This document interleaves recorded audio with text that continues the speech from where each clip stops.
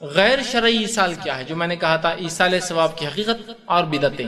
اب بہت ساری چیزیں جو انہی سے نکالی لوگوں نے. ذکر استغفار کر سکتا ہے تو استغفار کی مجلس ہی بٹھا دیا آپ نے.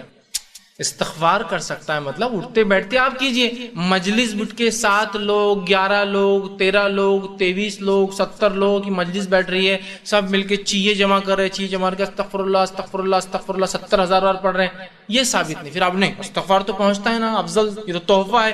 تحفہ ہے, پہنچانے کا طریقہ کیا؟ صحابہ کبھی جمع ہوئے چیزیں لے کے کہ چلو استغفار پڑھیں گے, اس کی مجلس جمائیں گے؟ مسئلہ یہ ہے جو چیز جیسی بتائے گی ویسے کرنا ہے ہمیں. انڈیویجول کیجیے. آپ 70,000 بار کیوں کرتے ہیں؟ آپ 70 لاکھ بار کیجیے نا, آپ کا مسئلہ ہے, مجلس سے نہیں.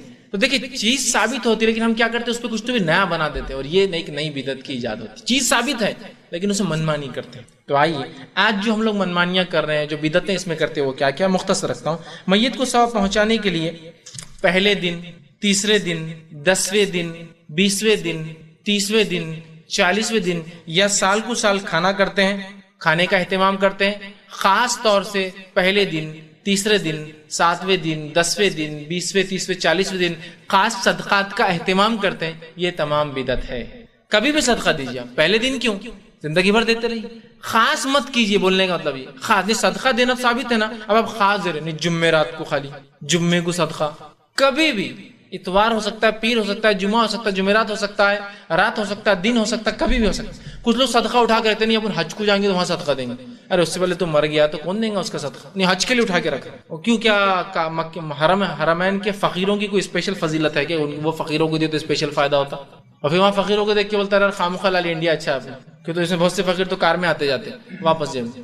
آپ اندازہ لگائیے, تو اٹھا کے رکھ رہے. میں اس لیے کہہ رہا ہوں صدقہ کر سکتے ہیں, خاص مت کیجئے یہاں کے فقیروں کو, اس درگاہ کے فقیروں کو, اس جگہ کو, وہاں کو, یہاں کو, یہ درست نہیں. کہیں بھی خاص دن طے کر کے پہلے دن تیسرے دن نہیں کر سکتے. تو یہ تمام ایصال کے طریقے بدعت ہے. اسی طرح جو ہے خل کی مجلس کرنا, اللہ صمد کی مجلس کرنا, یہ بھی طریقہ سنت ثابت نہیں, یہ بدعت میں آئے گا. اس کا کوئی ثواب میت کو. خل کی مجلس, خل اللہ احد, خل کی مجلس بولتے صرف اتنا پڑھتے ہیں, خل اللہ احد, خل اللہ احد, قل اللہ.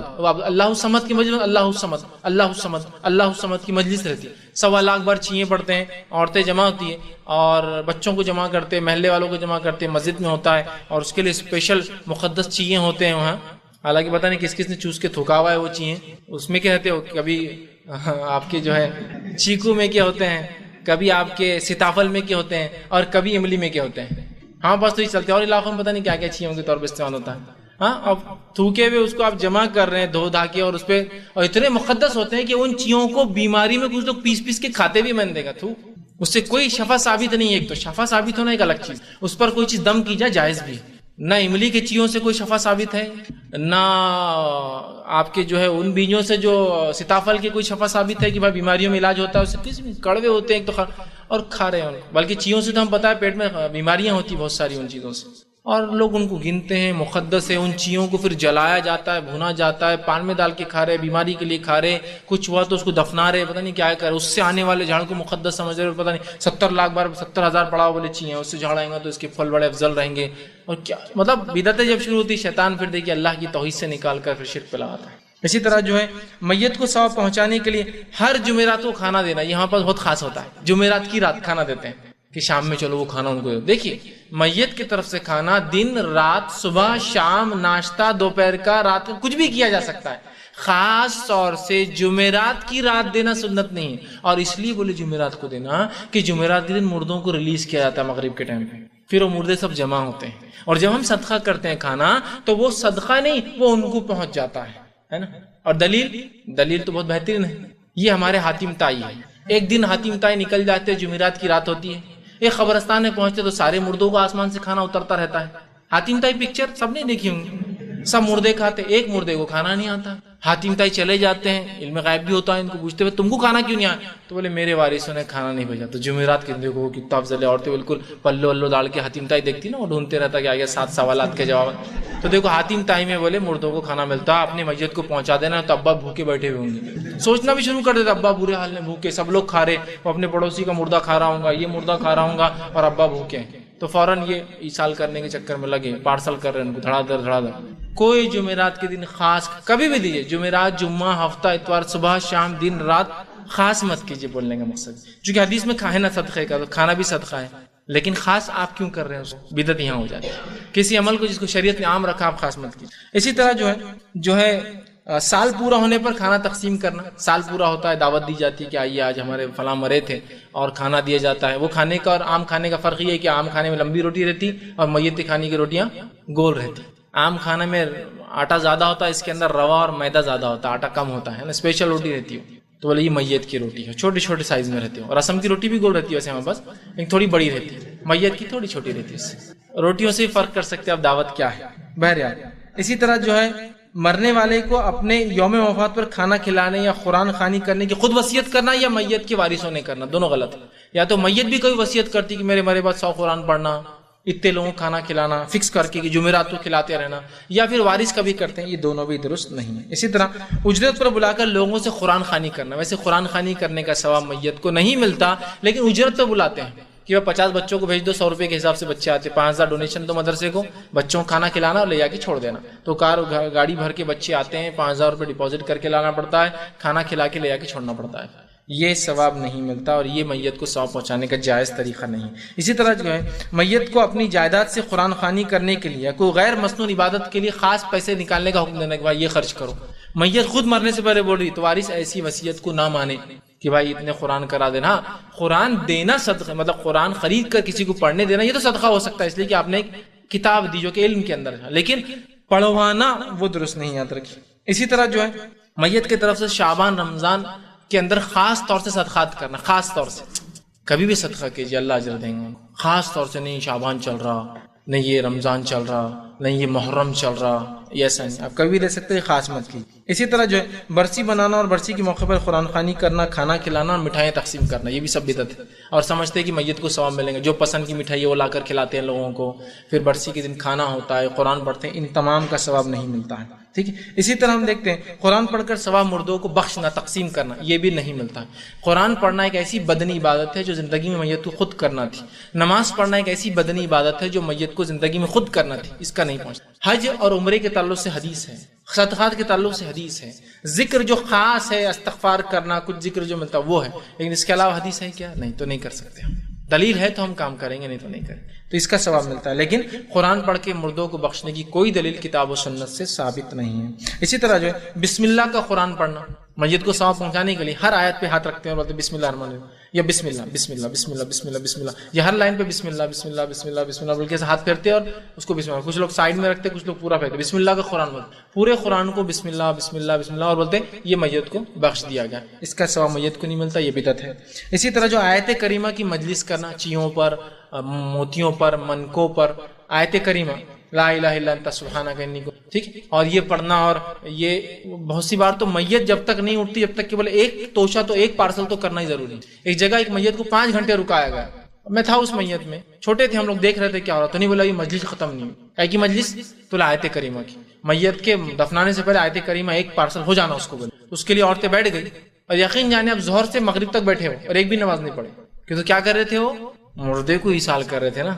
اب ان کے ایصال کو کون آئیں گا جو اتنی نمازیں چھوڑ دی، اگر مر جائے تب تو نہیں ایصال، میں نے شروع میں کہا نا، اس لیے کہ مردے کو ثواب پہنچانے کی اتنی انٹینسٹی کہ زندہ رہنے کے لیے جو چیز چاہیے اس کی بازو فقیر بھوکا ہے اس کو کھلانے کی اتنی فکر نہیں، جتنا مر گیا انسان تو اس کے نام سے کچھ وہ کرنے کا اور خود کھانے کی اتنی فکر، کھلانے کی نہیں، عجیب ایک مزاج۔ یا وہ زندہ تھا تو اس کو کھلانے کی اتنی تڑپ نہیں تھی جتنا اس کے نام سے کھانے کی تڑپ ہے ہمارے پاس، تو بہرحال وہ اس کو نہیں ملتا، یاد رکھیے۔ 1.25 لاکھ بار، 70,000 بار لا الہ الا اللہ کے لوگ توشے بنا کے پہلے سے رکھ دیتے ہیں، مطلب 70,000 بار ایک، 70,000 بار دو، 70 مطلب اسٹاک رہتا ہوں نا، کہیں تو ورچوئل اسٹاک پورا بھرا ہوا رہتا، اور حالت تو یہ کہ پارسل بھی کر دیتے ہیں، جیسی کسی کی موت کی خبر آئی، اے اللہ اسٹاک میں سے ایک ان کو، اور بولتے میں نے 70,000 تمہارے ابا کو شفٹ کر دیا، بس وہ بولتے شکریہ۔ بہت سے لوگ آتے بھی، بہت سی عورتیں ہوتی ہیں بوڑھی محلوں میں، ان کا آتے کہ وہ ہمارے ابا کا انتقال ہوگا، ایک پارسل کر دی 70,000 کا، بولتے ٹھیک ہے، وہ ایک 70,000 کا اسٹاک میں سے لیا اور آپ کو دے دیا۔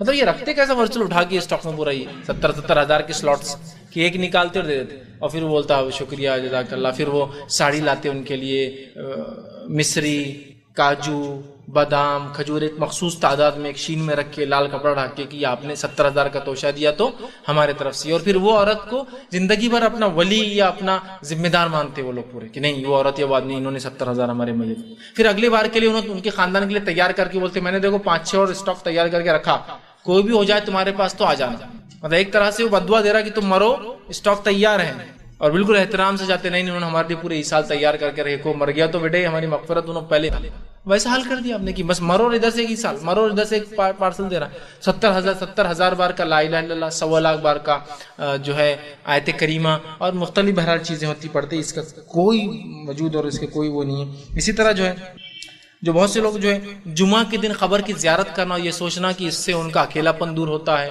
ان کو ثواب ملتا ہے، اور پھر قبر پر جا کر جو ہے سر کی طرف سے سورہ بقرہ کی کچھ آیتیں پڑھنا اور پیر کی طرف سے پورا سورہ یاسین پڑھنا، یا آدھا سورہ یاسین سر کی طرف آدھا سورہ یاسین پیر کی طرف پڑھنا، یہ سنت ثابت نہیں، بلکہ قبرستان میں قرآن پڑھنے کی ممانعت ہے، منع ہے، نماز و قرآن نہیں ہوتا قبرستان میں، ٹھیک ہے، لیکن بہرحال لوگ کرتے ہیں اور خاص زیارت کرتے ہیں، اور جو زیارت نہ کرے بولتے رہے تم اپنے میت کو اکیلا چھوڑتے بیٹھے ہو، بیچارہ اکیلا رہتا ہوں گا، جمعے کے دن بھی تم ملنے نہیں آ رہے، اور پتہ نہیں کیا کیا عقیدے لگے۔ اسی طرح ہم دیکھتے ہیں کہ جو ہے جو ایک کام اور ہوتا ہے ہمارے وہ ہے کہ قبر پر جو پھول ڈالتے ہیں، یہ بڑا ہے، یہ آپ کے میت پر قبر پر جا کر پھول ڈالتے ہیں، کیوں؟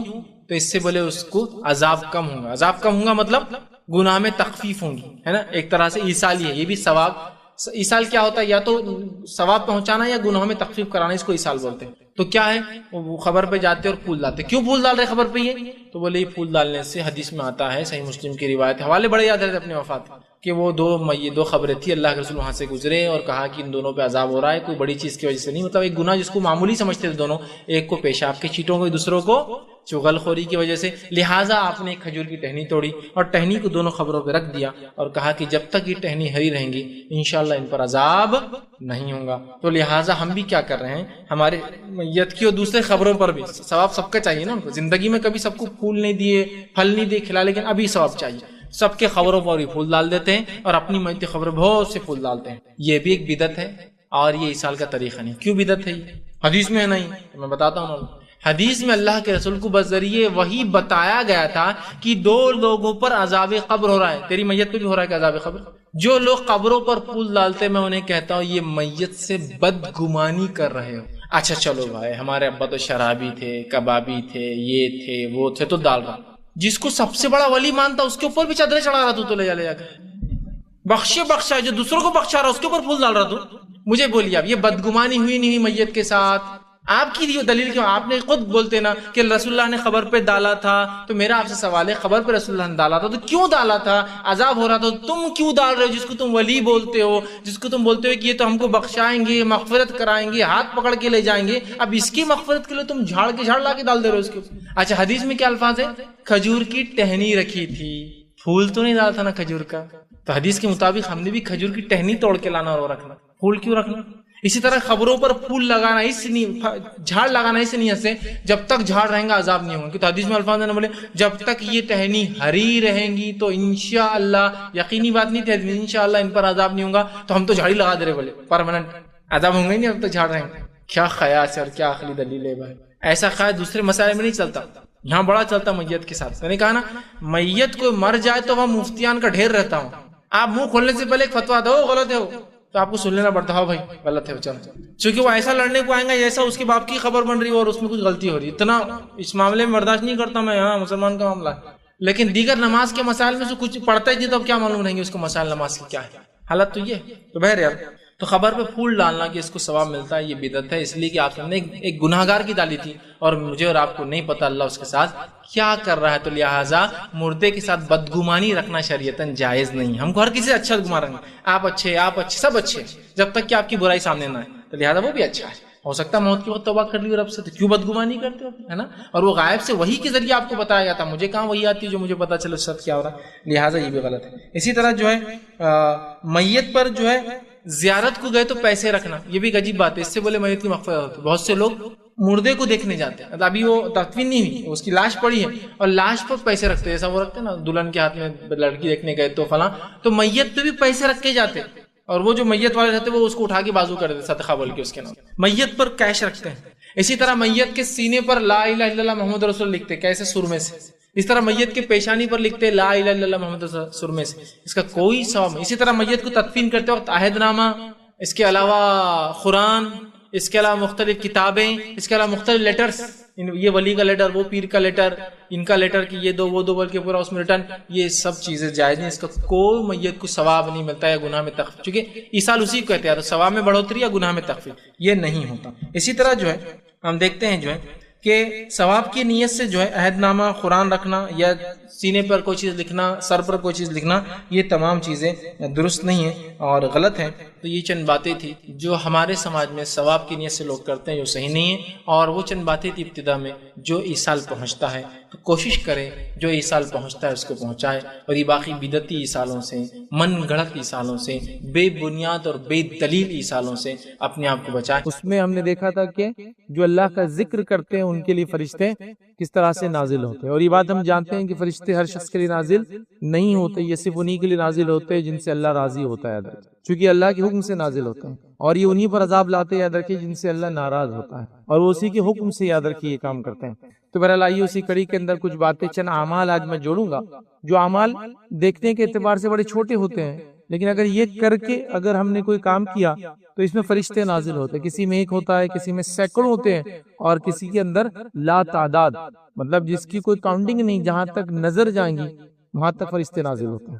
اعمال کرنے کے اعتبار سے چھوٹے اعمال ہیں، لیکن فرشتوں کے نزول کے اعتبار سے بڑے اہم ہیں، اور جتنے زیادہ فرشتے نازل ہو رہے ہیں اس کا مطلب یہ ہے کہ اتنا زیادہ یہ اہم عمل ہے، یاد رکھیں۔ لیکن میں یہ کیوں کہہ رہا ہوں کہ چھوٹے اعمال ہیں؟ اس لیے کہ محنت کے اعتبار سے، کوشش کے اعتبار سے ان اعمال میں بہت کم محنت اور بہت کم کوشش لگتی ہے، بس ایک کنسسٹنسی ہو، انسان کی سوچ ہو کہ اجر مجھے پانا ہے، اور یہ ڈیلی روٹین کے عمل ہے، اس میں اگر یہ چیزیں جوڑ لے تو انشاءاللہ عزیز اس کو بڑا ثواب ملے گا، اور اس کو کہیں گے کم اعمال میں بڑا ثواب ہو جائے گا۔ اور آئیے وہ چند اعمال آج آپ کے سامنے 5 6 7 جتنا بھی وقت ملے گا وہ رکھنے کی کوشش کروں گا۔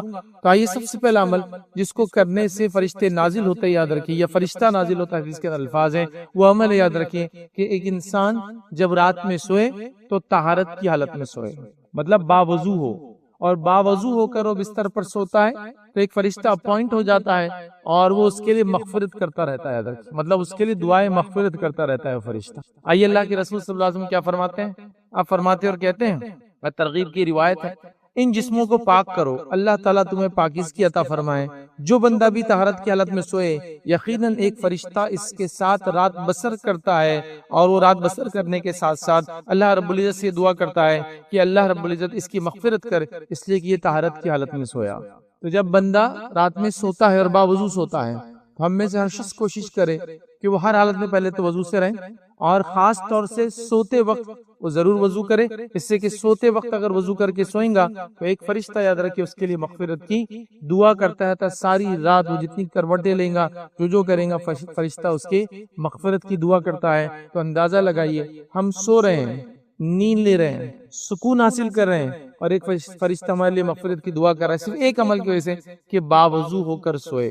نبی اکرم صلی اللہ علیہ وسلم کا یہ معمول تھا، آپ ہمیشہ وضو سے ہی رہتے، یاد رکھیں، حتیٰ کہ جب آپ کو غسل بھی نہیں ہوتا، لیکن اگر آپ سونے کا ارادہ کرتے یا کھانے کا ارادہ کرتے، جب آپ کو غسل نہیں ہے تب بھی آپ وضو کر کے سوتے اور وضو کر کے کھاتے ہیں، ٹھیک؟ اس لیے کہ حدیث کے الفاظ ہیں، جب آدمی جنوبی ہوتا ہے تو فرشتے اس سے دور بھاگتے ہیں، سوائے اس کے کیوں وضو کر لے، ہے نا، فرشتے دور نہیں بھاگیں گے۔ اس سے پتہ چلا کہ باوضو ہو کر سونا، اگر چاہے آپ غسل کی حالت میں ہو یا نہ ہو، باوضو ہو کر سونا، یاد رکھیے، بڑا اہم ہے، یاد رکھیے۔ تو ہم ایک معمول بنا لیں، ایک روٹین سیٹ کر لیں کہ پورا دن ہم وضو کی حالت میں رہیں، جب بھی ہم بیت الخلاء جائے نکلے بس وضو کر لیں، ہاتھ تو دھوتے ہی ہے، بس تھوڑا سا اور آگے بڑھ جائے اور وضو کر لے، یاد رکھیں۔ جب سونے کا ارادہ کرے تو باوضو ہو کر ہی سوئے۔ تو یاد رکھیے، اس کا فائدہ یہ ہوگا، یاد رکھیے، کہ ایک فرشتہ ہمارے لیے دعائیں مغفرت کرے گا۔ کتنی بڑی بات ہے، کتنی بڑی بات ہے، اندازہ لگائیں۔ اور عمل کتنا ہے؟ بہت تھوڑا سا۔ ہاں، کبھی کبھار کچھ موسم میں کچھ لوگوں کو مشقت ہو سکتی ہے، لیکن اللہ رب العزت کے فضل و جود اور کرم سے ہم ایک ایسے ماحول میں رہتے ہیں، یاد رکھیے، جہاں ہر موسم اعتدال پر چلتا ہے۔ ہم جس علاقے میں ہیں یہاں سخت سردی بھی نہیں ہے اور شدت کی گرمی بھی نہیں ہے، اعتدال میں چل رہا ہے سب معاملہ۔ مطلب ایسا ہے کہ بس سب چیزیں کر سکتے، بارش بھی ہو رہی تو حد سے زیادہ نہیں ہو رہی، ایک لمٹ میں ہو رہی ہے، تو لہٰذا ہمارے لیے تو ہر موسم میں ہم وضو کر سکتے ہیں آرام سے، سوائے اس کے کہ پھر وضو کی اجازت نہ دے اس کی صحت، ٹھیک ہے، یا پانی نہ ہو، ایک الگ بات، لیکن یہ سب سہولت ہے۔ لیکن اب سوچیے، اگر کوئی انسان آرکیٹیکٹ جو ہے نارتھ اور ساؤتھ پول پہ رہتا ہے، انٹارکٹیکا میں رہتا ہے یا نارتھ، تو کتنا مشکل ہے اس کے وضو کر کے سونا. تو بتانا ہی چاہ رہا ہوں کہ ہمارے لیے سہولت بھی ہے, اللہ رب العزت نے ایسے حالات بھی بنائے ہیں, تو ہم کوشش کریں ہر اس میں نیکی حاصل کرنے کے لیے پیچھے نہ رہے. کبھی ہوتا ہے نا, ہم یہ سوچ بیٹھتے ہیں ہم تو توحید پر ہیں, قرآن و سنت پر ہیں, بڑے بڑے اعمال اچھے اچھے کر رہے ہیں, پھر چھوٹے چھوٹے اعمال کا کیا ہے؟ ویسا نہیں کرنا چاہیے. جب بڑے بڑے اعمال کر رہے ہیں تو چھوٹے چھوٹے اور زیادہ کرنا چاہیے. مطلب توحید پر ہے, سنت پہ عمل کر رہے ہیں, فلاں چیز میں ہم عقیدے میں فلاں ہیں, تو اب چھوٹے چھوٹے عمل میں بھی حریص ہونا چاہیے کہ ہم لوگ اس میں بھی آگے بڑھیں. تو لہٰذا طہارت کر کے سونے سے ایک فرشتہ رات بھر ہمارے لیے مغفرت کی دعا کرتا ہے اللہ رب العزت, اور یہ کہتا ہے کہ اللہ یہ طہارت کی حالت میں سویا تھا, پاکیزگی کی حالت میں سویا تھا. اور میں سمجھتا ہوں طہارت کا امپورٹنس کیا ہے بتانے کی ضرورت نہیں ہے, بس مختصر چونکہ بات نکلی تو چلتے چلتے بتا رہا ہوں. وہ لوگ اس معاملے میں بڑی احتیاط کریں جو پیشاب کو جاتے ہیں اور طہارت نہیں کرتے ہیں. یہاں تو آ رہا ہے کہ رات میں بھی طہارت کے ساتھ سوئے, مطلب باوضو ہو کر سوئے, اور لوگ پیشاب کو جا رہے ہیں اور طہارت نہیں کر رہے, جبکہ اس کا تعلق نماز سے ہے کہ اس کو نمازیں پڑھنا, کیسے پڑھیں گے طہارت نہیں ہوگی.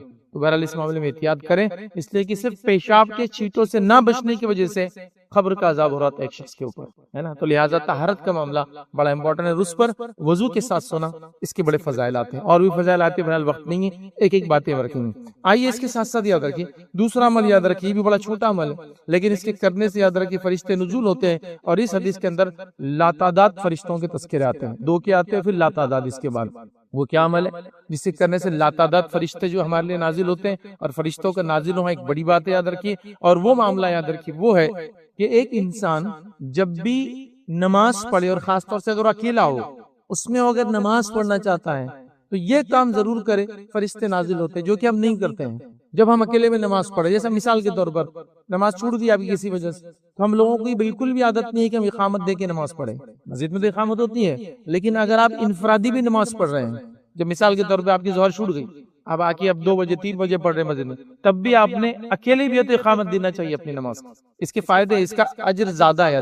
اذان تو بہرحال ہو چکی, لیکن آدمی بیابان میں ہے, جنگل میں ہے, وہاں کوئی نہیں ہے, تو اگر وہاں وہ نماز پڑھتا ہے تو تب اذان بھی دیں گا, اقامت بھی دیں گا, اور پھر نماز پڑھے گا. وہاں اذان دینے کی اور اقامت دینے کا فائدہ کیا ہے؟ حدیث میں آتا ہے کہ جو چیزیں اس اذان کو سنتی ہے, روز قیامت اس کے لیے گواہی دینے کے لیے کھڑی ہو جائیں گی. جنگل میں جھاڑ ہے, جانور ہے, چرند پرند ہے, پتھر ہے, کیا کچھ نہیں ہے, سب اس کے لیے گواہی دیں گے کہ اس نے اللہ اذان دی تھی. لیکن بہرحال ابھی وہ ہمارا ٹاپک نہیں, ٹاپک ہے فرشتوں کا نزول.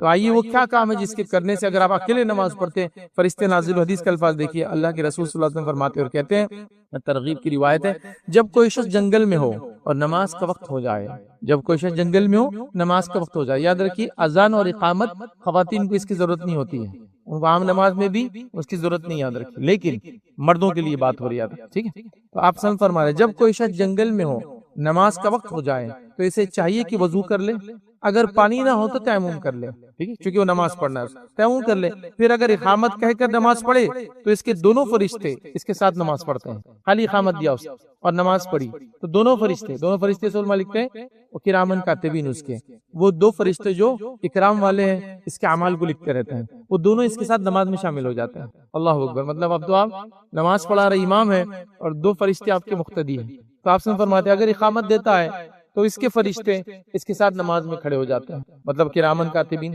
کہ بھئی اس کے ساتھ نماز پڑھتے ہیں. اور اگر اذان اور اقامت کے بعد نماز پڑھتا ہے, مطلب خالی اقامت دیتا ہے تو 2 فرشتے شامل ہوں گے, لیکن پہلے اذان دیتا ہے, اذان کی فضائل الگ حدیث میں آتے ہیں جو میں نے رکھ دیا آپ کو, سب چیزیں گواہی بن جائیں گی. پھر اقامت دیتا ہے, پھر نماز پڑھتا ہے, تو بات پڑھتا ہے تو پیچھے اللہ کا لشکر نماز پڑھتا ہے. جنود اللہ کا لفظ ہے, اللہ کا لشکر اس کے پیچھے نماز پڑھتے ہیں. ان کے دونوں کناروں کو دیکھا بھی نہیں جا سکتا. لا تعداد فرشتے اس کے ساتھ نماز پڑھتے ہیں جن کے کنارے دیکھے نہیں جا سکتے, مطلب ان کو آپ اینڈ نہیں اس کا دیکھ سکتے کہاں تک جا رہا ہے. کب؟ جب ایک انسان جنگل میں ہو, اکیلا ہو, اذان بھی دے, اقامت بھی کہے, پھر نماز پڑھے. خالی اقامت دے کے نماز پڑھیں گا, 2 فرشتوں کے ساتھ نماز پڑھ رہا ہے.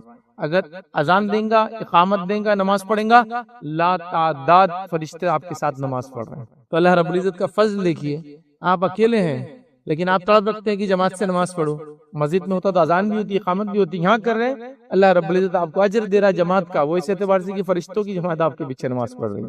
کتنی بڑی بات ہے. تو ایک مومن کے لیے یاد رکھیے ہر لمحہ, چاہے اکیلا ہو, چاہے لوگوں کے ساتھ ہو, چاہے مالدار ہو, چاہے غریب ہو, اس کے لیے ساری سچویشن بینیفیشل ہے, فائدے مند. یاد رکھیے اگر وہ فائدہ اٹھانا چاہے تو. ابھی کتنے لوگ اکیلے نماز پڑھنا پڑتی حالات کی وجہ سے، سفر کر رہے ہیں، راستے میں جا رہے ہیں، جو لوگ خاص طور سے کھیتیاں کرتے ہیں تو جنگل ایک طرح سے وہ کھیت ہوتے ہیں، وہاں کوئی نہیں ہوتا، مسجدیں بھی نہیں ہوتی کھیتوں میں آس پاس، ان کا کام ہے اذان دے پہلے، پھر اقامت کا ہے، اکیلا ہی پڑھ رہا ہو، پھر اقامت کا ہے، پھر نماز کو کھڑا ہو، تو اس کا ثواب دیکھیے آپ، اگر اقامت کے ساتھ تو 2 فرشتے، اذان اور اقامت کے ساتھ لاتعداد فرشتے، تو کیوں یہ ثواب کو ہم ضائع ہونے دیں؟ کیوں نہ ہمیشہ اس چیز کو یاد رکھیں کہ اذان دیں. اب چونکہ اذان کی عادت نہیں ہوتی تو گھر میں پریکٹس کرے اکیلے، مسجد میں کوئی آدمی کو ڈر لگتا ہے، لیکن اکیلے میں بہت سارے کام آدمی کرتا ہے جو پبلکلی کرنے میں تھوڑا اس کو ڈر لگتا ہے، تو بھائی کوئی مسئلہ نہیں، یاد کرے. اقامت تو بڑی آسان ہے، یاد رکھیں، اس کو یاد کرے اور اس کے بعد یہ کام کرے، اس کے بڑے فائدے یاد رکھیں اور اس کا بڑا ثواب ہے. عمل تو بڑا چھوٹا ہے، اذان کے چند کلمات، اقامت کے چند کلمات، اجر کے اعتبار سے اتنے فرشتوں کو نماز پڑھانے کا اجر یا لاتعداد فرشتوں کے نزول کا اجر و ثواب، یہ بہت بڑی بات ہے. آئیے آگے بڑھتے ہیں. وہ کیا عمل ہے جسے کرنے سے فرشتے نازل ہوتے ہیں؟ اور یہ بڑا اہم عمل ہے، یاد رکھیے، وہ یہ ہے، بڑا اہم عمل ہے. وہ کیا ہے؟ اپنے بھائی کے غیر موجودگی میں اس کے لیے دعا کرنا. اپنے بھائی کی غیر موجودگی میں اس کے لیے دعا کرنا.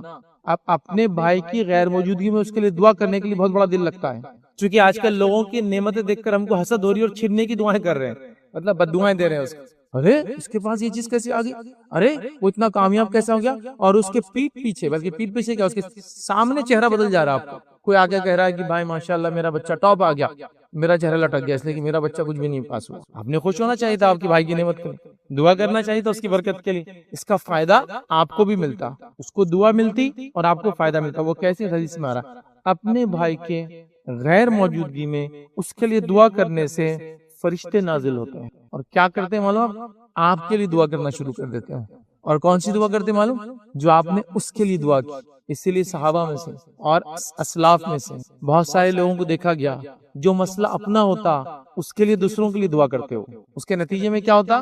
حدیث میں الفاظ اس سے اچھی گیدرنگ اور مجلس میں اس کے لیے دعا ہوتی ہے، نتیجتاً ان کی دعا قبول ہونے کے لیے وہ دوسروں کے لیے دعا کرتے ہیں. آج ہمارا حال یہ کہ ہم حسد، بغض، کینہ سے پریشان ہیں. دعا نکلنا تو دور کی بات ہے، دعا دینا بھی یاد نہیں ہوتا ہے. یہاں فرشتوں کا نزول ہوتا ہے، اندازہ لگائیے. تو دعا دینے کے بارے میں ایک بات کہوں گا، اس حدیث کو رکھنے سے پہلے عام معمول بنا لے لوگوں کو دعا دیں. اس سے دل میں کا کینہ، حسد، وہ سب نکلتے رہتے. دعا دے، برکت کی دعا، رحم کی دعا، صحت کی دعا، جو سچویشن میں اس کو پائے. فائنینشل ٹوٹا ہوا ہے بیچارہ تو اس کو دعا دے اللہ مال میں برکت دے. اس کے بچوں سے پریشان ہے تو اللہ دعا دے کہ اللہ توفیق دے. اس کی صحت نہیں تو دعا دے کہ اللہ اس کو صحت دے. اور اس کو جو بھی برحال آپ کو جو سچویشن ہو رہا کہ اللہ مصیبت میں ظلم کے تحت دبائے تو اللہ اس کو نجات دے. یہ سب دعائیں کا مغفرت کرے، رحم کرے، یہ دعائیں دینا چاہیے. ایک عام معمول ہوں گا تو پھر حالت ہوں. اب میں آپ کو بتاتا ہوں ایسی کئی سچویشنز ہیں جہاں آپ لوگوں کو دعائیں دے سکتے ہیں اور یہ غائب میں شامل ہوں گے، اس کا اجر بھی ملے گا. آپ راستے سے جا رہے ہیں، پیچھے سے ایک ایمبولینس کی آواز آئی، دعا دے سکتے ہیں نا کہ اللہ اس کے ساتھ صحیح معاملہ کرے، اس کو شفا دے.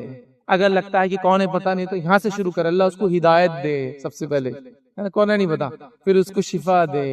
یہ بیماری کو اس کے لیے آخرت میں خیر کا ذریعہ بنائے، ہدایت کی طرف آنے کا ذریعہ بنا. دے سکتے ہیں نا، دل میں دینا. اس کو کوئی روکنا نہیں، سڑک کو روکنا نہیں، ایمبولینس کو روکنا نہیں، اور دعا نہیں شروع کرنا، دل میں بس آواز آئی دعا دے دی. معلوم ہے اس میں مریض ہے، ہاسپٹل کے سامنے سے گزر رہے ہیں، معلوم ہے کئی لوگ بیمار ہیں، دعا دیتے جائے، اے اللہ جتنے لوگ اس سے بیمار ہیں ان کو شفا کاملہ، دعا دیتے جائے. معمول بنا لے، غائب میں دعا دے رہے آپ، وہ لوگ تو موجود نہیں سامنے، دعا ہے بڑی اہم بات. کسی اسکول کالج سے گزرے تو دعا دیتے ہوئے اللہ اس میں جو لوگ آ رہے ہیں ان کو علم، ہنر، فن، صلاحیت، حلال روزی کے اندر مدد کر، دعا دیتے چلے. کسی کی چھوٹے موٹے تجارت سے گزرے تو دعا دیتے گزرے کہ اللہ اس کی تجارت میں برکت دے، اس کو بڑا کر. اس کو کر سکتے ہیں نا، لیکن عادت ہی نہیں ہے ہمارے پاس. جو ہم کو ایک مزاج دیا جاتا ہے بچپن سے، ایک تو دعائیں ہم دیتے نہیں ہیں، چونکہ دعائیں بوڑھے لوگ دیتے ہیں. ابھی میں چونکہ بوڑھا ہوا نہیں تو میں دعا نہیں دے رہا ہوں. کوئی جوان آدمی دعا دیتے لوگ شرماتے بھی اس سے، بلکہ شرما کے بھاگ جاتے ہیں، بالکل پریشان ہو جاتے ہیں. ایک مرتبہ ایک خاتون تھے، ایک بڑی پوزیشن پہ تھے، ایک وکیل تھے. کچھ کام تھا، ان سے کام کروایا. اب عمر میں تو ہم چھوٹے تھے، وہ کافی بڑے بزرگ ہیں. اب ان کو دعائیں دے رہے تو شرما کے چلے گئے. بعد میں کسی نے پوچھا بھائی آپ کو ہرٹ تو نہیں ہوا دعائیں دینے سے؟ نہیں بولے وہ اتنا چھوٹا بچہ دعائیں دے رہا تھا تو بہت شرم آ رہی تھی سننے کو. آج سمجھ رہے؟ تو بوڑھے دعائیں دینا چاہیے، بچے دعائیں نہیں دے سکتے. تو عجیب و غریب چیز ہے ہمارے پاس. اور پھر اس کے بعد وہ دل میں جو کینہ اور حسد ہے دوسروں کے لیے، دعا نکلیں گی کہاں سے؟ دعا تو تب نکلتی جب محبت کرتے آپ کسی سامنے والے بھائی سے. اب ہم کیا کریں گے؟ اب دعا والا جذبہ جگا لیں گے، ہر کسی کو صرف دعا دیں گے، اور خاص طور سے اس کے پیٹ پیچھے دعا دیں گے. غائبانہ دعا اس کے لیے کریں گے. دیکھیے اس کی فضیلت کیا ہے. آئیے حدیث کے الفاظ سنیں، کئی روایتیں میں ایک رکھتا ہوں، صحیح مسلم کی روایت، نبی اکرم صلی اللہ علیہ وسلم فرمایا کہا مسلمان شخص کی اپنے عدم موجودہ بھائی کے بارے میں دعا قبول کی جاتی ہے۔ ایک مسلمان آدمی کی جو اس کا بھائی موجود نہیں ہے، اگر وہ اس کے لیے دعا کرتا ہے تو یہ دعا قبول کی جاتی ہے۔ دیکھو کتنا اچھا طریقہ ہے اپنے بھائی کے لیے دعا قبول کرانے کا، اس کی مصیبت کو ہٹانے کا، اس کو بغیر بتائے کہ دعا کیجیے اس کے پیٹ پیچھے، دیکھا اور دعا شروع کر دی۔ تو آپ نے فرمایا مسلمان شخص کا اپنے عدم موجود بھائی، مطلب جو اس کا بھائی سامنے موجود نہیں ہے، جو ہے اس کے لیے دعا قبول کی جاتی ہے۔ اس کے سر کے پاس فرشتہ مقرر ہوتا ہے، ایک فرشتہ سر کے پاس مقرر ہوتا ہے، جب بھی وہ اپنے بھائی کے لیے خیر کی دعا کرتا ہے تو مقرر کردہ فرشتہ کہتا ہے آمین۔ ایک فرشتہ مقرر رہتا ہے، اپوائنٹڈ رہتا ہے۔ جب ہم اپنے بھائی کے لیے غائبانہ دعا کرتے ہیں، اللہ اس کی مصیبت ٹال دے، دکھ دور کر دے، بیماری دور کر دے، پریشانی دور کر دے، بچوں کا مسئلہ حل دور کر دے، یہ ہو جائے وہ ہو جائے وہ ہو جائے، مالی اس کا جو پریشانی دور کر، جو بھی ہے آپ نے دعا کی، ایک فرشتہ وہاں مقرر ہوتا ہے، یاد رکھیے، اور اس پر آمین کہتا ہے، اس پر آمین کہتا ہے۔ اب یہاں بات ختم نہیں ہوئی، وہ آمین کر کے ختم نہیں ہوا، آمین کہتا ہے اور اس کے بعد وہ فرشتہ کہتا ہے تیرے لیے اسی کی مثل، کیا فرماتا ہے وَلَكَ بِمِثْل، تیرے لیے اسی کی مثل، مطلب اللہ تیرا بھی یہ مسئلہ حل کرے، اللہ تیرا بھی یہ مسئلہ حل کرے۔ میں دعا کروں اللہ اس بھائی کو شفا دے، فرشتہ میرے لیے دعا کرے اللہ اس کو شفا دے، تیرے لیے بھی ہے۔ میں دعا کروں اللہ اس کے وہ مالی طور سے پریشان ہے، اس کا مسئلہ حل کر، فرشتہ میرے لیے دعا کرے اللہ اس کا مالی مسئلہ حل کر۔ میں دعا کروں اللہ ان کے بچوں کو نیک توفیق عطا فرما، فرشتہ میرے لیے دعا کرے اللہ اس کے لیے بھی وہی چیز۔ دیکھ رہے آپ، تو کینہ، بغض، حسد، پیٹ پیچھے بات کرنے سے اچھا ہے دعائیں کیجیے اپنے بھائیوں کے لیے، تو میرے لیے بھی دعائیں ہوں گی۔ اور ابو دردہ رضی اللہ عنہ بڑے مشہور صحابی ہے، ام دردہ ان کی بیوی فرماتی اور کہتی ہے ابو دردہ کے 360 دینی دوست تھے۔ ابو دردہ رضی اللہ عنہ کی مطلب بیوی اتنی حساس تھی، اس کو سب پتا تھا کہ شوہر کے کتنے دوست ہیں، تو کہتی میرے شوہر کے، ابو دردہ کے 360 دینی دوست تھے، مطلب ان لوگوں سے جن سے انہوں نے دین کے بنیاد پہ دوستی کی، 360 دوست تھے، اور میں نے دیکھا ہے یہ ہمیشہ ان کے لیے دعائیں کرتے تھے۔ تو میں نے ایک بار پوچھا کہ بھائی آپ ان کے لیے دعائیں کیوں کرتے ہیں، مطلب اپنے سے زیادہ ان کے لیے دعائیں کرتے ہوئے نظر آتے ہیں۔ تو ابو دردہ کیا فرماتے اور کہتے ہیں، ابو دردہ کا قول کہتے ہیں کیا میں اس بات کی رغبت نہ رکھوں کہ فرشتے میرے لیے دعا کریں؟ یہ دعا تو میں اس لیے کرتا ہوں ان کے لیے کہ اس وجہ سے فرشتے میرے لیے دعا کرتے ہیں، تو کیا میں اس بات کی رغبت نہ رکھوں، خواہش مند نہ ہوں کہ فرشتے میرے لیے دعا کریں؟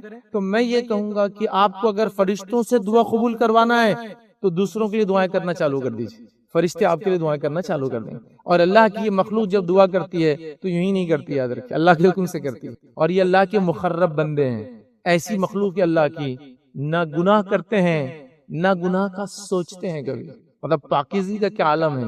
یہ مخلوق آپ کے اور میرے لیے دعائیں کرتی ہے۔ اگر ہم دوسروں کے لیے دعائیں کرتے ہیں تو اب اپنے بھائی کے لیے پیٹ پیچھے دعا کرنے کا ایک سلسلہ ہم جوڑ دیں گے، اس کا بھی مسئلہ حل، میرا بھی مسئلہ حل، اس کو بھی اجر و ثواب، مجھے بھی اس کو فائدہ۔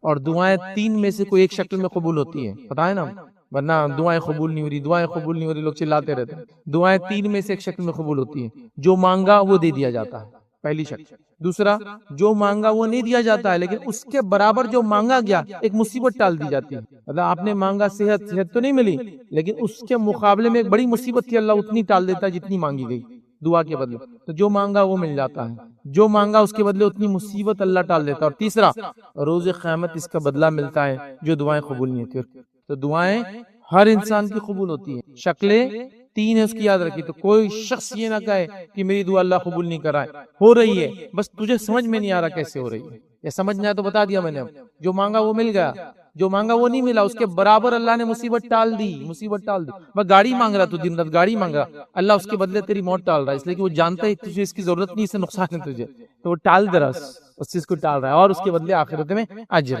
تو لہٰذا اب اپنے دوسرے بھائی کے لیے ہم لوگ کیا کریں گے، دعائیں کریں گے، اس کا بڑا اجر ثواب ہے۔ آئیے آگے بڑھتے ہیں۔ وہ عمل جس کی وجہ سے فرشتے نازل ہوتے ہیں اس میں سے ایک عمل ہے اپنے بھائی سے ملاقات کرنے کے لیے نکلنا، اور خالص اللہ کی رضا کے لیے اس سے ملاقات کرنے نکلنا۔ مطلب ایک انسان، ایک مومن دوسرے مومن انسان سے ملنے جا رہا ہے، اور اس ملنے کے پیچھے کوئی دوسرا انٹینٹ نہیں ہے، دل میں کوئی دوسری نیت نہیں، خالص اللہ کے لیے ملنے جا رہا ہے کہ میرا بھائی ہے، اور بھائی سے مراد کوئی وہ باپ کا بیٹا ہونا نہیں، بھائی سے مراد ایک مسلمان ہے، اور میں اس سے ملنے جا رہا ہوں، اور خالص اسی ملنے جا رہا ہوں، میرا کوئی اس سے بزنس ٹرانزیکشن نہیں ہے، مجھے کوئی اس کا احسان بھی پورا نہیں کرنے جانا ہے کہ اس کے باپ دادا نے میرے باپ دادا پہ احسان کیے تھے، اس نے میرے پہ احسان کیا تھا تو چکانے جا رہا ہوں، نہیں، مجھے کوئی احسان چکانا نہیں ہے، مجھے اس سے کوئی فائدہ نہیں ہے، بس نکلا ہوں تو اس نیت سے کہ اپنے بھائی سے اللہ کے لیے ملوں گا۔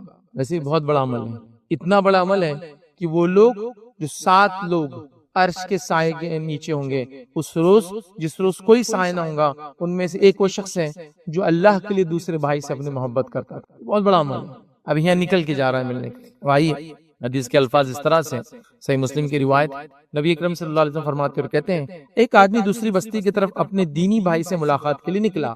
دینی بھائی سے مراد ایک مسلمان سے، اس کا سگا بھائی نہیں ہے، اس کا کوئی رشتہ بھی نہیں کہ اس کو نبھانے جا رہا ہے، بس وہ دینی رشتہ ہے کہ بھائی ایک مسلمان بھائی ملا تھا مجھے، بڑا نیک اور اچھا انسان ہے، میں اس سے صرف اللہ کے لیے ملنے جا رہا ہوں، خیر خیریت پوچھنے جا رہا ہوں، اور کوئی انٹینٹ نہیں، اور کوئی مقصد نہیں، ٹھیک ہے۔ تو ایک آدمی دوسری بستی کی طرف اپنے دینی بھائی سے ملاقات کے لیے نکلا تو اللہ تعالیٰ نے راستے میں ایک فرشتے کو مقرر کر دیا، ایک فرشتہ اپوائنٹ کر دیا، مطلب فرشتے اترتے اس عمل کے لیے، فرشتہ اپوائنٹ کر دیا، مقرر کر دیا۔ جب وہ اس فرشتے کے پاس پہنچا تو اس فرشتے نے پوچھا، مطلب اللہ اس کا ٹیسٹ لے رہا تھا، اس آدمی کو نہیں معلوم یہ فرشتہ ہے، فرشتے جب آتے ہیں شکلوں میں آتے ہیں اور کسی کو معلوم نہیں ہوتا ہے ادھر، ٹھیک ہے۔ بہرحال تو فرشتے نے جو مقرر کر دیا، جب وہ فرشتے کے پاس پہنچا تو اس فرشتے نے پوچھا کہاں جا رہے ہو؟ اس نے کہا بستی میں جا رہا ہوں، اپنے بھائی کے پاس جا رہا ہوں تاکہ اس سے ملاقات کروں۔ فرشتے نے پوچھا کیا تو نے اس پر کوئی احسان کیا ہے جسے بڑھانا چاہتا ہے، مطلب کوئی احسان وغیرہ ہے جس کو تو بڑھانے کے لیے جانا چاہ رہا ہے اس کے پاس؟ تو یہ آدمی جواب دیتا ہے، اس نے کہتا نہیں، بس اتنی سی بات ہے کہ اللہ عز و جل کی رضا کی خاطر میں اس سے محبت کرتا ہوں، کوئی احسان وحسان کا کام نہیں، ایک دوسرے سے ہم کو کوئی ٹرانزیکشن نہیں ہے، بس اللہ رب العزت کی رضا کے لیے جا رہا ہوں کہ اللہ راضی ہو جائے، چونکہ میں دوسرے سے محبت کرتا ہوں، اور اللہ کے لیے کسی سے محبت کرنا بہت بڑا عمل ہے، بہت بڑا۔ حتیٰ کہ ایک روایت میں یہ الفاظ ہے کہ کچھ لوگ ہوں گے جو روز قیامت نور کے ممبروں پہ بیٹھیں گے، جس کو کہیں گے ان کی کرسیاں، ان کے ممبر، ان کی چیئرز، ان کی مسند جس سے بیٹھیں گے وہ لائٹ سے بنے، نور سے بنے ہیں، نہ وہ انبیاء ہوں گے نہ وہ شہداء ہوں گے، انبیاء بھی نہیں ہیں، شہید بھی نہیں ہیں، لیکن انبیاء اور شہداء ان پہ رشک کریں گے۔ رشک سمجھتے نا؟ رشک کا معنی ہوتا ہے کسی کو دیکھ کر کہنا کاش میں بھی ایسا ہوتا، نیکی میں، برائی میں نہیں، رشک۔ تو انبیاء اور شہداء ان کو دیکھ کر رشک کریں گے، کون ہے نور کے ممبروں میں بیٹھے ہیں، نہ انبیاء ہے نہ شہداء ہے۔ جب پوچھا جائے گا کیا انہوں نے عمل کیا تو پتہ چلے گا یہ وہ لوگ ہیں جو نور کے ممبروں میں بیٹھے ہیں، صرف اللہ کے لیے ایک دوسرے سے محبت کرتے تھے، کوئی بزنس ٹرانزیکشن نہیں، کوئی پیسہ لینا دینا نہیں، کوئی احسان کا بدلہ نہیں چکانا ہے، کچھ نہیں کرنا ہے، صرف اللہ کے لیے ملتے تھے، اللہ کے لیے جدا ہوتے تھے ایک دوسرے سے۔ بدا الولا والبرا، ولا محبت یا ولایت بھی اللہ کے لیے اور برا نفرت بھی اللہ کے لیے، یہ وہ کرنے والے لوگ ہیں۔ ہماری نفرتیں بھی اپنی ذات کے لیے اور محبتیں بھی اپنی ذات کے لیے، میرے سے اچھی بات کر دو میں اچھی بات کروں گا، یہ مطلب جو ٹٹ فور ٹٹ جو ملے گا وہ دیا جائے گا، اور ہماری نفرتیں بھی اپنے خواہشات کے لیے، مجھے عزت نہیں دی، مجھے فلاں نہیں ملا، تو اللہ کے لیے محبت ہو اور اللہ کے لیے کسی سے نفرت کرے آپ، باقی چیزیں کوئی اس کا معنی نہیں ہے اندر، ٹھیک۔ بہرحال اب آئیے حدیث آگے بڑھتی ہے، تو فرشتے نے پوچھا کیا کوئی تیرا معاملہ ہے ایسا جس کو بڑھانا چاہتا ہے؟ اس نے کہا نہیں، بس اتنی سی بات ہے کہ اللہ عز و جل کی رضا کی خاطر میں اس سے محبت کرتا ہوں۔ فرشتے نے کہا میں اللہ کی طرف سے تمہارے پاس پیغمبر بن کر آیا ہوں، مطلب میسنجر بن کے آیا ہوں، یہ ہم سے پہلے کے لوگوں کی بات ہے کہ جس طرح تو نے اللہ کی رضا کی خاطر اس سے محبت کیے، اللہ تعالیٰ بھی تم سے محبت فرماتا ہے۔ کتنی بڑی بات، ایسے مومن کا مومن سے محبت کی کئی باتیں ہیں۔ ایک اور حدیث بہرحال یاد آ رہی ہے، نبی اکرم صلی اللہ علیہ وسلم کا زمانہ تھا، ایک صحابی گزرے، کچھ صحابہ اللہ کے رسول کے ساتھ کھڑے تھے اور ایک صحابی سامنے سے گزرے، ایک صحابی نے کہا اللہ کے رسول اس نوجوان سے میں اللہ کے لیے محبت کرتا ہوں، کچھ عمل دیکھا ہوں گا، نماز جو بھی، بہرحال محبت تھی اللہ کے۔ تو اللہ کے رسول صلی اللہ علیہ وسلم فرمایا کیا تو نے کبھی اس کو بتایا کہ تو اللہ کے لیے اس سے محبت کرتا ہے؟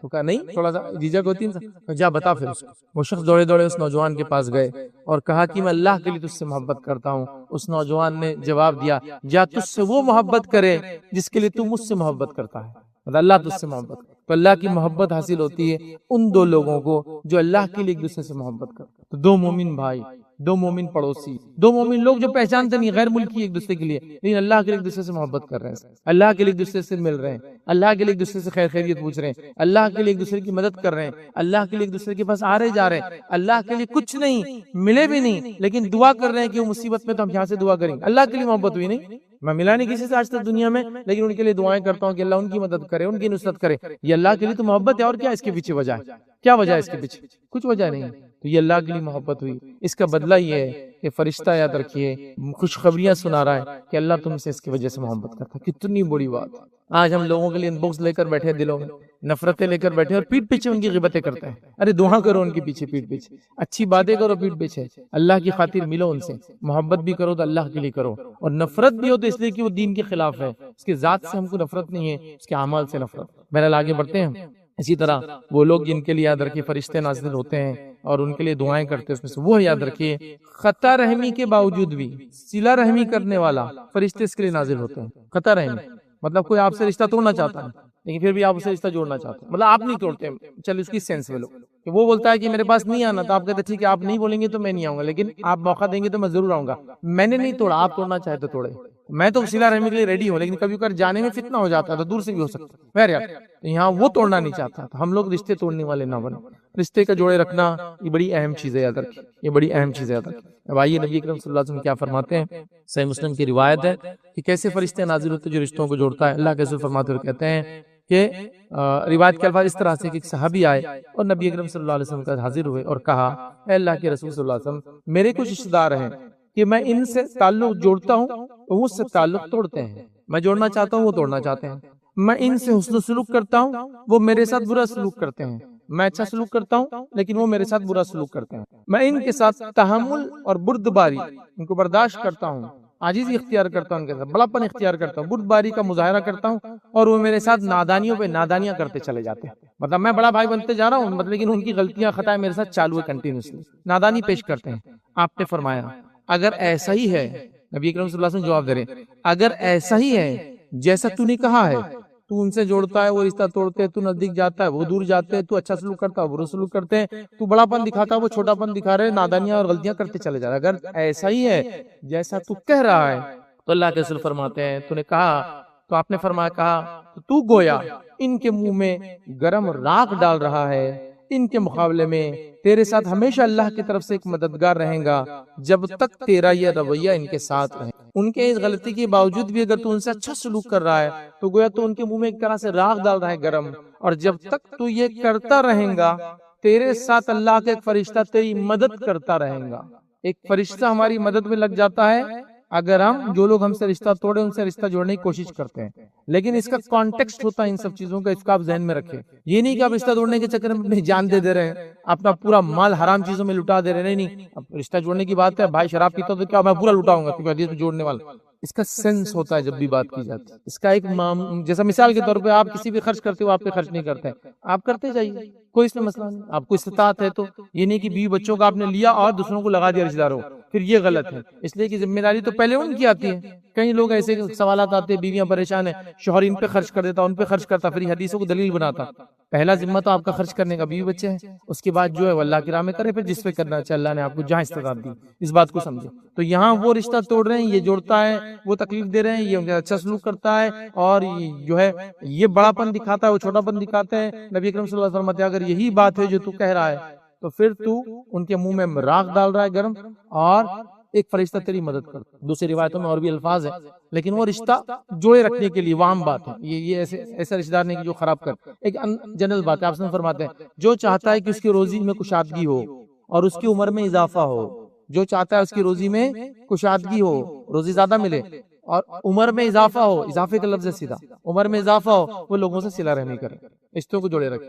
ایک روایت میں سب سے زیادہ فائدہ، سب سے زیادہ جلدی فائدہ جس اجر کا انسان کو دنیا ملتا ہے وہ صلہ رحمی ہے، سب سے جلدی ملتا ہے. اسی لیے میں نے کئی لوگوں کو دیکھا، میں نے اس سے پہلے بھی سنایا تھا، اور خاص طور سے میں نے عربوں میں یہ دیکھا ہے چیز کہ جیسے کو مصیبت دکھ تکلیف آئیں گی رشتہ داروں پہ خرچ کرنا چالو کر دیتا ہے. تو فلاں چیز بیماری آ گئی، رشتہ داروں پہ خرچ کرنا چالو، چونکہ صلہ رحمی کا بدلہ سب سے زیادہ جلدی دنیا میں ملتا ہے. یہ وہ نیکی جس کا سب سے بالکل انسٹنٹ جس کو بولیں گے ریلیف مل رہا ہے کوئی مسئلے میں، تو وہ ہے صلہ رحمی. سب سے زیادہ جلدی اس کا بدلہ دنیا میں مل جاتا ہے. دعاؤں میں اگر کوئی دعا سب سے جلدی قبول ہو رہی تو صلہ رحمی کرنے کے نتیجے میں قبول ہو رہی.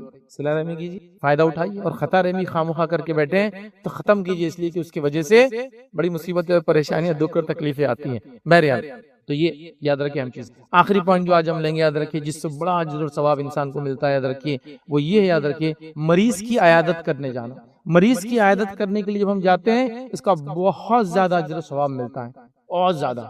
کتنا؟ آئیے حدیث کے الفاظ سنیے، حدیث کے الفاظ اس طرح سے یاد رکھیے کہ اللہ کے رسول صلی اللہ علیہ وسلم فرماتے ہیں، مستند احمد کی روایت ہے، جب کوئی مسلمان دن کی کسی گھڑی میں اپنے مسلمان بھائی کی عیادت، بیمار انسان کو دیکھنے جاتا ہے تو اللہ تعالیٰ 70,000 فرشتے بھیجتے ہیں جو شام تک اس کے لیے دعا کرتے ہیں، اور اگر رات کے وقت جاتا ہے تو اللہ تعالیٰ 70,000 فرشتے بھیجتے ہیں جو صبح تک اس کے لیے دعائیں مغفرت کرتے ہیں۔ 70,000 اینجل، 70,000 فرشتے آپ کے لیے دعائیں مغفرت کرتے ہیں جب آپ اپنے بیمار بھائی کو دیکھنے جاتے ہیں۔ بیماری کے ٹائم پہ لوگوں کو دیکھنے جانا، ان سے ملنا بہت امپورٹنٹ ہے، بہت اہم ہے، ہر اعتبار سے، ہر ناحیے سے، اس لیے کہ میں اپنے تجربے سے زندگی میں چیزیں دیکھا، اللہ رحم کرے، میں نے ان لوگوں کو دیکھا جن کے پاس مسلمان قوم جب عیادت کو نہیں پہنچی وہ مرتد بھی ہو گئے، انہوں نے اسلام کو بھی چھوڑ دیا۔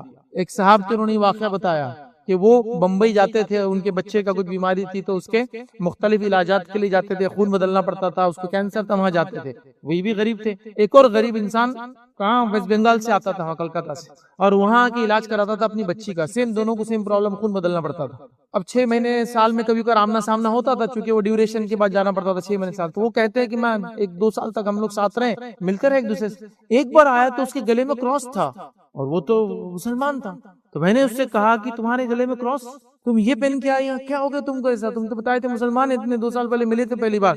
تو کہا 2 سال میں میرے پاس تمہارے علاوہ کوئی مسلمان آ کے پوچھا بھی نہیں میری حالت کیسی ہے، لیکن جب میں یہاں آتا ہوں یہاں بھی ہمارے عیسائی بھائی آ کر بات کرتے ہیں، جب وہاں جاتا ہوں تو میری مالی بھی مدد کرتے ہیں اور تیمارداری مطلب دیکھنے بھی آتے ہیں۔ تو یہ مذہبی تو حق ہو سکتا ہے، اچھا ہو سکتا ہے جو لوگوں کے کام آتا ہے۔ بیمار میں بیمار کے پاس پہنچنا، خاص طور سے جو لمبی بیماریاں ہوتی ہیں، شروع میں تو سب ملنے آتے ہیں، وہاں آدمی تھوڑا نروس بریک ڈاؤن ہو جاتا ہے، ڈپریس ہو جاتا ہے، کبھی فائنینشلی ٹوٹ جاتا ہے، پھر ایسے ٹائم پہ شیطان آ کے اس کو نئی نئی چیزیں بتاتا ہے اور انسان گمراہی کی طرف جاتا ہے، تو مومنوں کا جا کے خالی خیر خیریت پوچھنا بھی اس کو باقی رکھتا ہے۔ سمجھ رہے ہیں بات کو؟ تو بہت امپورٹنٹ ہے۔ تو بیمار کی عیادت کرنا مذاق نہیں ہے، اس کی عیادت نہیں کرنے کے نتیجے میں نے پریکٹیکلی دیکھے کیا ہوتے ہیں، جایا کہ جیسی ملنے لگا۔ کوئی بھی جگہ مسلمان ہے، پتہ چلے پہچانتے نہیں بھی تو مسلمان ہونا کافی ہے نا۔ مسلمان بھائی کے لیے 70,000 فرشتے دعائیں کر رہے ہیں، 70,000 مذاق ہے؟ 70,000 کے بارے میں علماء لکھتے ہیں کہ اس کا ایک معنی تو 70,000 ہی ہوتا ہے، 70,000، ایک معنی ہوتا ہے لا تعداد کو عربی میں 70,000 بولتے ہیں، بہت زیادہ، unimaginable، ٹو مچ، بہت، جیسا ہم بولتے ہیں نا لاکھوں لوگ تھے، لیکن اس کا مطلب بہت زیادہ، کتنے نہیں مانتے، سینکڑوں، مطلب اس کو کاؤنٹلیس ایسا معنی بھی ہوتا ہے۔ یا تو 70,000 تو 70,000 دعا کر رہی ہے، یا تو کاؤنٹلیس۔ کون ہے جو نہیں چاہتا کاؤنٹلیس اینجل کی دعائیں، فرشتوں کی دعائیں کون نہیں چاہتا ہے؟ جو مغفرت کی کرتے ہیں، عام دعا بھی نہیں کرتے، اللہ اس کو معاف کر دے، اس کو بخش دے۔ تو اپنی بھائی کی عیادت کرنے کا اب ہمیں معمول بنا لے، بیمار ہو پہنچ جائیں گے تیمارداری کو، یہ ہمارا کام ایک فریضہ ہوں گا یاد رکھ۔ اس کے کہیں اور فائدے، کئی موقع ملا تو بیمار کی عیادت کے کیا فائدے رکھنے کی کوشش کروں گا۔ اسی پہ میں اپنی بات کو ختم کروں گا۔ یہ وہ چند چھوٹے چھوٹے اعمال تھے جس کی وجہ سے اتنے زیادہ، کبھی 1، کبھی 2 اور کبھی لاتعداد فرشتے ہمارے لیے، یا کبھی 70,000 اور کبھی لاتعداد فرشتے نازل ہو رہے ہیں۔ ان اعمال کو ہم نے اپنا، بولتے نا، گرا باندھ لینا چاہیے۔ کپڑے پہ پہلے عورتیں چیزوں کو یاد کرنے، جب گھڑیاں نہیں تھی وہ یاد کرنے کے لیے گاٹے باندھتی تھی۔